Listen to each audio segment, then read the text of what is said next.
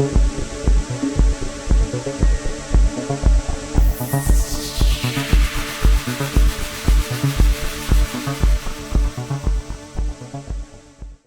वालेकुम दोस्तों, plan B की जासूस सीरीज़ में खुश आमदीद। मुअज़्ज़िज़ सामीन हज़रात, आइए सुनते हैं अनायतुल्लाह की जंगी सरगुज़श्त, मंजिल और मुसाफिर, किस्त नंबर 71। मुअज़्ज़िज़ सामीन, आपसे उम्मीद की जाती है कि वीडियो को लाइक करें और चैनल को भी सब्सक्राइब कर लें, शुक्रिया। इंडोनेशियाई मुसलमानों की मुसल्लह जंग आज़ादी कोई मामूली जंग नहीं थी। इस पर किताबें लिखी गई थी और अमेरिका और बरतानिया की फ़ौज ने इंडोनेशियाई मुसलमानों की इस गुरिल्ला जंग से ऐसे सबक हासिल किए थे कि उन्होंने कुछ पम्फलेट और किताबें भी लिखी और अपनी फ़ौज में भी तकसीम की थी। अब मैं बहुत पीछे से बात शुरू करूँगा, यानी जब हमें यहाँ लाया गया था। मैं अपनी बटालियन की बात करूँगा क्योंकि मैं इसके ऐनी शाहिद हूँ, इसलिए हर बात सच्ची होगी।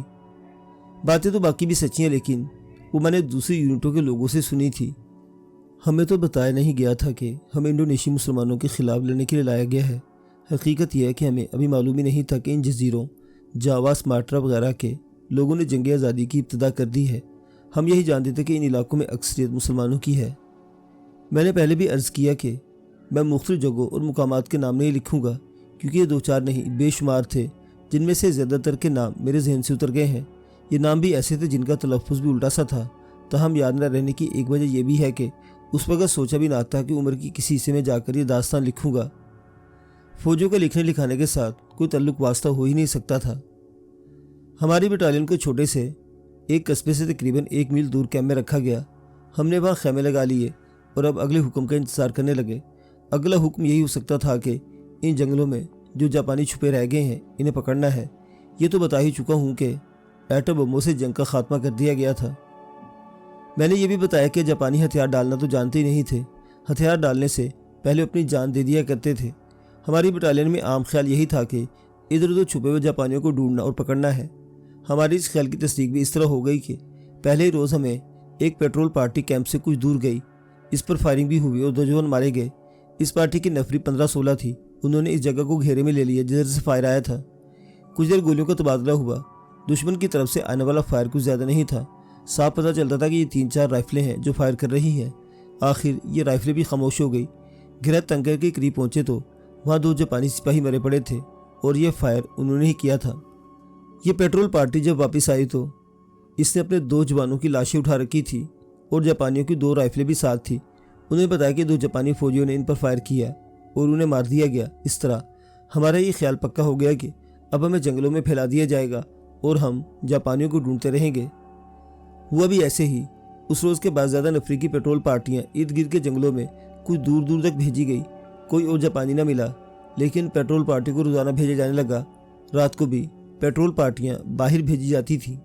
एक रोज़ हमारी एक कंपनी को 25 आदमियों की पेट्रोल पार्टी रात को भेजी गई।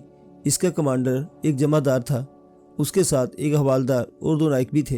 ये हमारी बटालियन की भी कंपनी थी जो हिंदुओं की कंपनी थी। इनमें एक भी मुसलमान या सिख ना था। मैं आपको ये भी बता दूं कि बटालियन में 2 मुसलमान कंपनियाँ होती थीं, एक हिंदू और एक सिख कंपनी। हिंदू कंपनी की 25 नफरी की पेट्रोल पार्टी रात को निकली और 1.5-2 घंटे गुजरे होंगे कि हमें कंपनी से तकरीबन 3 मील दूर फायरिंग की आवाज़ें सुनाई देने लगी। मुझे पूरा अच्छी तरह याद है, सारी बटालियन जाग उठी। 3 मील खासा फासला होता है जहाँ से फायर की आवाज़ कमी आनी चाहिए थी, लेकिन वो कोई शहर नहीं था, जंगल बेआबान था। रात खामोश थी और इस खामोशी में 3 मील दूर के धमाके में सुनाई दे रहे थे। हम फौजी थे, इसलिए हमें अंदाज़ा हो रहा था कि अच्छी खासी झड़प हो रही है। मशीन गन्नें भी फायर कर रही थी। ये मशीन गन्नें भी थीं, स्टेन गन्नें और टॉमी गन्नें भी, जिन्हें सब मशीन गन कहा जाता था। बटालियन कैंप में रहती थी। अफसरों के खैमे भी कैंप में थे। हमारा कमांडिंग ऑफिसर जागा और वो कैंप में यानी जवानों के खैमों के इलाके में आ गया। उसके साथ सूबेदार मेजर भी था और 2-3 अंग्रेज़ अफसर भी। पूरी पलटन को तैयारी का हुक्म मिल गया। मैं ये तो नहीं बता सकता कि कमांडिंग ऑफिसर ने क्या कार्रवाई करनी थी। ये पता चलता था कि बटालियन को उस तरफ एडवांस करना पड़ेगा जिधर से गोलियों की आवाज़ें आ रही थी। अंग्रेज़ अफसर तो जानते होंगे कि ये क्या हो रहा है, हम नहीं जानते थे। अगर हम कुछ जानते भी थे तो इतना ही कि छुपे हुए जापानी होंगे और उनकी तादाद ज़्यादा होगी और उन्होंने हमारी पेट्रोल पर फायर खोल दिया है।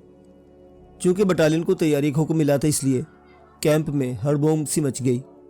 अब इस कैंप के शोर शराबे में दूर की फायरिंग की आवाज़ें कम सुनाई देने लगी। कुछ देर बाद हमारी एक मुसलमान कंपनी को हुक्म मिला कि वो एडवांस करे और उस जगह पहुंचे जहां फायर हो रहा है। ये मेरी कंपनी थी, ए कंपनी। मैं इस कंपनी के साथ नहीं गया था क्योंकि मैं हवालदार क्लर्क था। सूबेदार मोहम्मद अशरफ और हवालदार अमीर खान इसी कंपनी में थे। जब ये कंपनी रवाना हुई तो हमारे कान अभी तक फायरिंग की आवाज़ों पर लगे हुए थे। कैंप के शोर की वजह से आवाज़ें तो दब गई थी, लेकिन हम ये महसूस कर रहे थे कि फायर कम होता जा रहा है और इसके साथ ही ये भी महसूस होता जा रहा था कि फायरिंग कुछ करीब आ गई है या आती जा रही है। हमारी मुसलमान कंपनी चलते हुए नहीं बल्कि दौड़ते हुए आगे रवाना हुई थी। तकरीबन 1 घंटे बाद एक बार फिर बेहंगम फायर होने लगा और अब ये फायर खासा करीब था। हमने रोशनी राउंड्स फायर होते देखे। इससे अंदाज़ा हुआ था कि ये जो कुछ भी है कैंप से कुछ ज़्यादा दूर नहीं। रोशनी राउंड्स की रोशनी हमें साफ दिखाई दे रही थी। रात के गालिबन 3 बज रहे होंगे कि फायर बिल्कुल खामोश हो गया। अगली सुबह पूरी बटालियन को एडवांस का हुक्म मिला। उस रोज़ मैं भी बटालियन के साथ गया। करीबी से बड़ा घना जंगल और पहाड़ी इलाका शुरू हो जाता था।